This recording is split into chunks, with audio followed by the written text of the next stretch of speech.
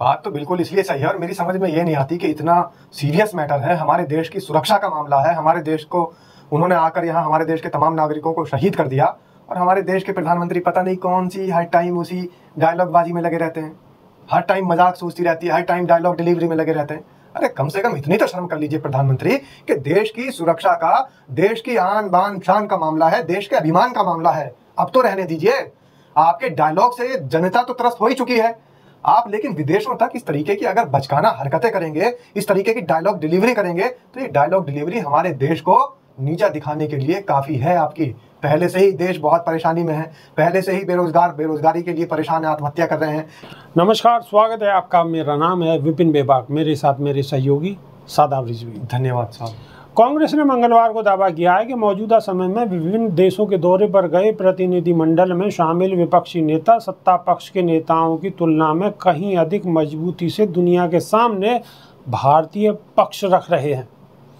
Congress party के media विभाग के प्रमुख पवन खेड़ा ने ये आरोप लगाया कि केंद्र सरकार को ट्रोल चला रहे हैं और प्रधानमंत्री नरेंद्र मोदी भी ट्रोल की जुबान में बातें कर रहे हैं, जो चिंता की बात है। उन्होंने संवाददाताओं से कहा कि जब 22 अप्रैल को देश पर संकट का समय आया तो हमने प्रधानमंत्री मोदी से ये मांग की थी कि आप आतंकवाद का जवाब दीजिए, हम आपके साथ मजबूती के साथ खड़े हैं। राहुल गांधी अपना विदेश दौरा छोड़कर स्वदेश लौट आए थे। कांग्रेस अध्यक्ष मल्लिकार्जुन खड़गे ने तत्काल कार्य समिति की बैठक बुलाई और बयान जारी कर कहा कि हम सरकार के हर कदम में साथ हैं। राहुल गांधी पहले पहलगांव जाकर घायलों से और फिर पुंछ में पाकिस्तान की गोलीबारी से प्रभावित लोगों से मिले। खेड़ा ने आरोप लगाया कि जहां एक तरफ कांग्रेस और पूरा विपक्ष देश हित में डटकर खड़ा हुआ है, वहीं 22 अप्रैल की रात से आज तक भारतीय जनता पार्टी की ओछी राजनीति में कोई कमी नजर नहीं आई है। उन्होंने कहा है कि कांग्रेस और विपक्ष के सांसद कैसे भारत का पक्ष रख रहे हैं आपको मालूम है। सत्ता पक्ष का एक सांसद निशिकांत दुबे रोज जहरीली बातें कर रहा है। मिसाइल पाकिस्तान पर दागनी थी, विपक्ष पर नहीं दागनी है। कांग्रेस और विपक्ष के हमारे सभी साथी सत्ता पक्ष से कहीं अधिक मजबूती से भारत का पक्ष रख रहे हैं और भारतीय हितों की रक्षा के लिए बातें कर रहे हैं। उनके अनुसार भाजपा और उसके सहयोगी दल के सांसदों ने पिछले 1 महीने में क्या किया और विपक्ष ने क्या किया, इसकी तुलना होनी चाहिए। खेड़ा ने कहा कि आज तक इन सवालों का जवाब नहीं मिला कि पुंछ, गांदरबल, गुलमर्ग और पहलगांव के आतंकियों का क्या हुआ, संघर्ष विराम किन शर्तों पर हुआ, हाफिज सईद, मसूद अजहर बचकर कैसे निकल गए और संघर्ष विराम की शर्तों में इन आतंकवादियों को वापस लाना शामिल है या नहीं। उन्होंने तंज कसते हुए कहा कि मोदी सरकार से ये सवाल पूछ लिए जाएं तो इनके नेता फिल्मी डायलॉग मारते हैं। इस सरकार ने पूरी राजनीति, राजनीतिक विमर्श, विदेश नीति, ट्रोल को आउटसोर्स कर दी है। खेड़ा ने दावा किया कि मोदी सरकार की विदेश नीति का नतीजा ये है कि कुवैत ने पाकिस्तान पर से वीज़ा पाबंदी हटा दी है। कुवैत और पाकिस्तान श्रमिक समझौता करने वाले हैं। उधर यूएई ने पाकिस्तान को 5 साल की वीज़ा अनुमति दे दी है। हमारी विदेश नीति का नतीजा ही है कि नेपाल, भूटान भी हमारे साथ नहीं खड़े हैं।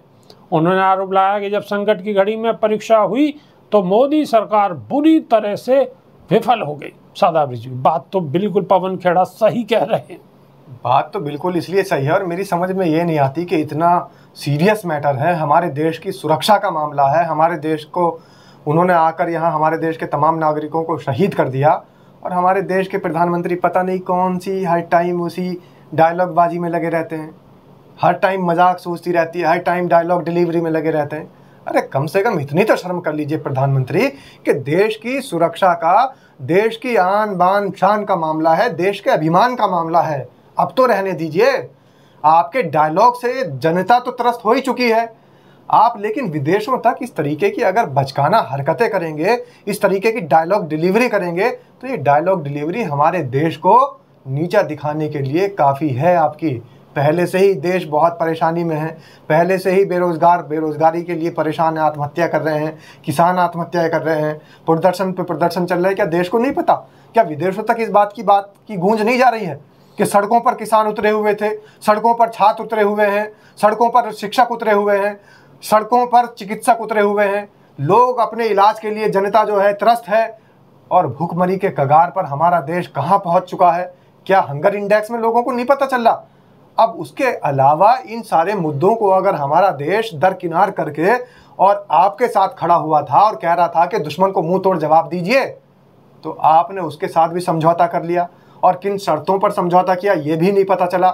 मसूद अजहर जैसे आतंकी कुत्ते और ये हाफिज सईद जैसे आतंकी कुत्ते अपने घर में बैठकर गुर्रा रहे हैं, आपको आंख दिखा रहे हैं, लेकिन आपकी वो लाल आंख वाली डायलॉग डिलीवरी चल रही है, आपकी 56 इंच वाली छाती चौड़ी करने की डायलॉग डिलीवरी चल रही है। एक और नया डायलॉग जोड़ दिया उसके अंदर के मेरी नसों में तो खून नहीं सिंदूर बह रहा है। अरे शर्म कर लीजिए नरेंद्र मोदी जी, और देश के प्रधानमंत्री को कम से कम अपने पद की गरिमा तो रखनी चाहिए कि देश उनसे डायलॉग नहीं चाहता, कार्रवाई चाहता है, पाकिस्तान से बदला चाहता है। और ये देश उन आतंकवादियों के नसों में बह रहे गंदे खून की धार देखना चाहता है। आपके खून की धार से इसको कोई मतलब नहीं है कि सिंदूर की धार है या खून की धार है। ये तो उन आतंकवादियों के गंदे खून की धार निकलती हुई देखना चाहता है।